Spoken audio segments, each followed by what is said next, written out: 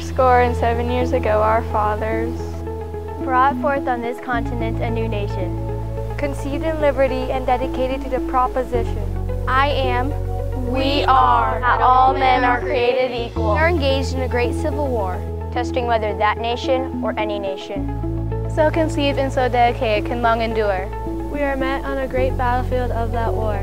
We have come to dedicate a portion of that field as a final resting place for those who here gave their lives that that nation might live. It is altogether fitting and proper that we should do this.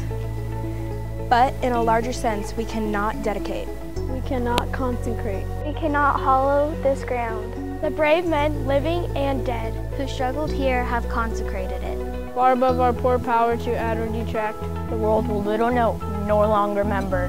What we say here, but it can never forget. What they did here. It is for us, the living, rather to be dedicated here.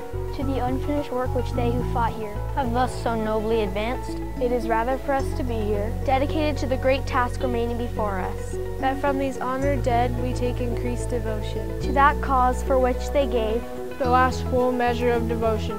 That we hereby resolve that these dead shall not die in vain. That this nation under God shall have a new birth of freedom. And that government of the people.